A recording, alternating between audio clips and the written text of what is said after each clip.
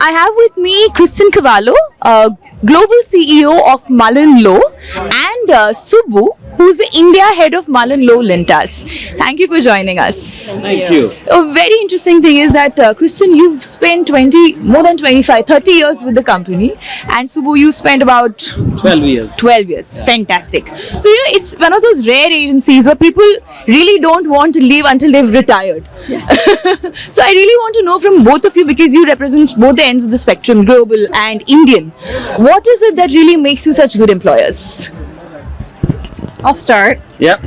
Next year is my 30th year with IPG. IPG is the holding company that owns MullenLowe and Lintas and all the other agencies within the MullenLowe network.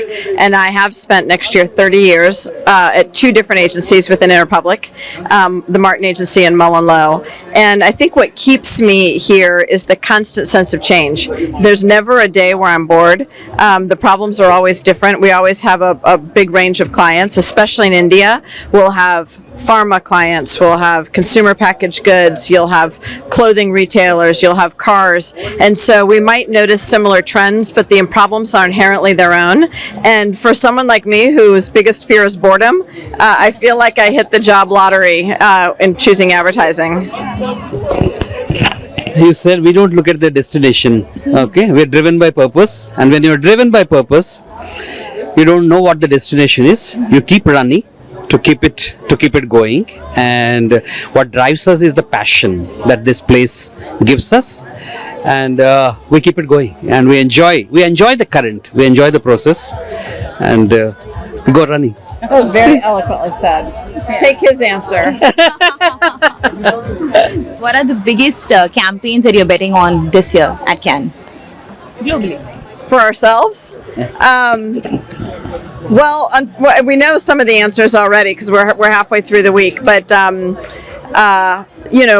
Vim Black, I think, was a very good campaign that really challenged the gender stereotypes of dishwashing. I thought it was a very brave campaign, and I also thought it was a very clever campaign to create a fake product. It really spoke to a really wonderful client that was willing to let us play with that foil and that sense of comedy, but also in a way that really underscored that there are some things that need to change, some really important deep-seated things that need to change.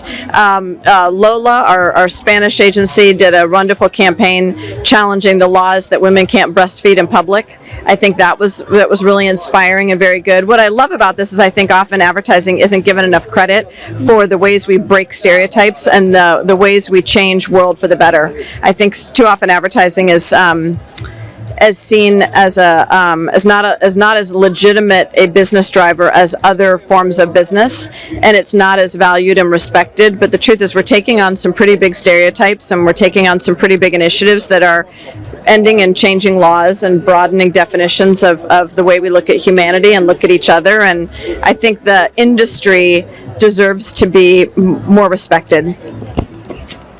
Were you disappointed because none of the entries from India have been converted so far into wins? And like you said, a couple of really nice entries there. And another interesting thing is that 2 entries were on Pride. I mean, we've never really seen Lowe Lintas go all out on Pride, and that's very, very, very interesting that we saw this year at Cannes. How was it for you? I'll let you answer specifically. I'm super competitive, so I'm always disappointed. I like to win, and I like to win. I hate losing as much as even more than I love winning. But I will say those campaigns have made a difference to those clients. And so while I think that there is a degree to which I value and respect the opinions of my peers, the truth is we know the business impact those campaigns have made, and I'm very proud of the business impact those campaigns have made. And so winning here is it's the cherry on top, but it's not the goal. Likewise, exactly what Kristen said. Yeah, there is disappointment that we haven't won here, but we have won in the marketplace, and we have won with the clients, and more importantly, they have taken the brands forward. Okay, and that makes it very gratifying for us. One thing MullenLowe overall is very well known for is return on creative investment and creative effectiveness. What is the other thing that you would want to be known for?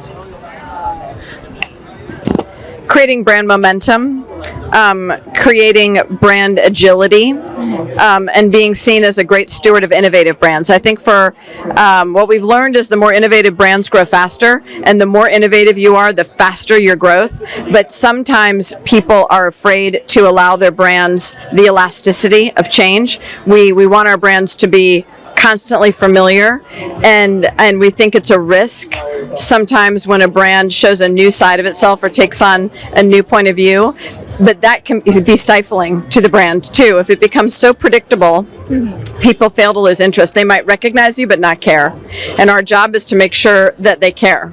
And so I think it's really important that we be known as a great steward of innovation brands and agile brands.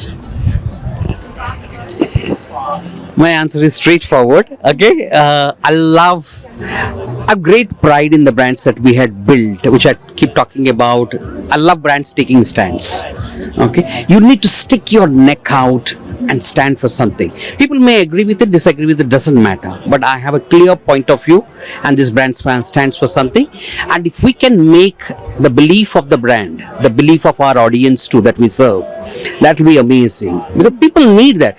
Because there's too much happening in people's lives. And and to me today, once there was a time like where we used to talk about the grand narratives, whether it's the authorities, the churches or the states, and all played a greater degree of role in telling people how to organize their lives, because those don't hold the same kind of influence today.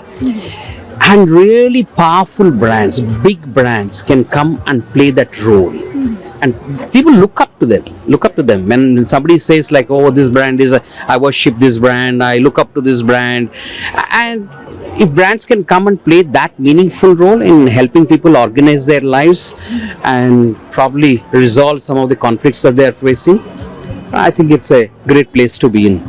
And when we love building brands that way, and if we could do that going forward, it'll be amazing. And we've had a change of guard at MullenLowe Lintas in India after Amir Jalil and Virat left, and we have a very old hand, Subbu, taking over. From one CEO. Wow! I don't know what you mean by that. I mean, experienced. Okay. So from one CEO to the other, what is the advice that you really want to give him? Don't mess it up.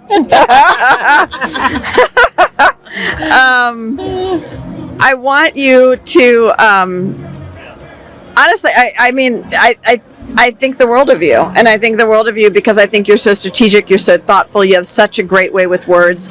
I think the way you encourage your employees makes them want to run through walls for you, and I would say keep doing all of those things. Thank you, Kristen. Thank you so much. Thank you so much. And also, we've seen one change at MullenLowe Lintas. Earlier, you experimented with this joint leadership model. Even at this point as well, there's nobody at the group CCO level.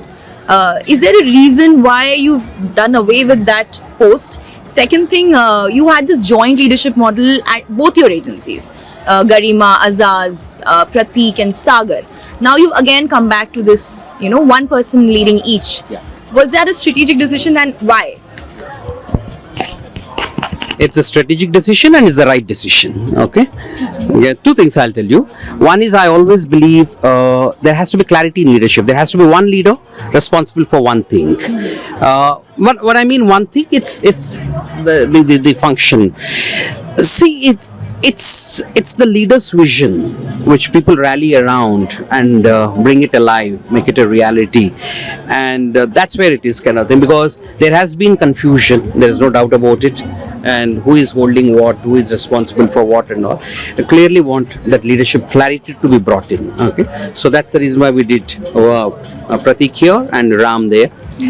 That's one. The what's the other one you asked? Why did you decide to do away with the joint leadership? They are interlinked. As I said, like to bring in clarity and greater focus.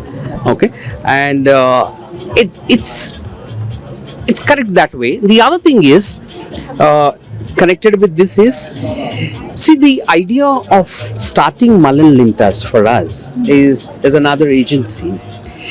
If we are creating another entity, it has to have a reason of its own. Okay, it's not.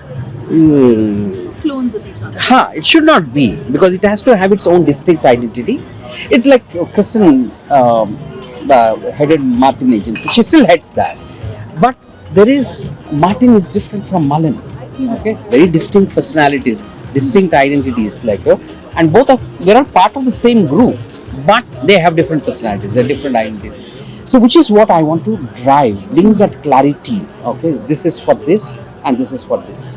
Otherwise, it's okay to be to have one overall leadership level, like Kristen heads thing or I heading it, but when it comes to the specific function, you need to have one leader for one function. In that case, on a group leadership level, are you going to have a chairman or a CCO, a group CCO? No. Like Amir? No. Okay. But on a global level, you have Alex, who's overarching. Our global chairman. She's the global CEO now. CEO, and he's a chairman, right? Alex Leakey. Alex is the chairman, and for the collective, and then that part out. That's why I said, as business leadership, that's fine. Like the overall head of the company and the head of the group, that's fine. I'm saying, but here the responsibilities have to be very, very clearly given out, because each one knows also, because Lowe Lintas has its own identity, and now MullenLowe Lintas has its own identity, which is what we put out in the world. That. Fabulous. Anything else you want to speak about? I'm good. Thank you so much Thank you so for your much. interest in this. I appreciate it. Thank you. I hope you enjoyed the questions, and thank you so much for being here today.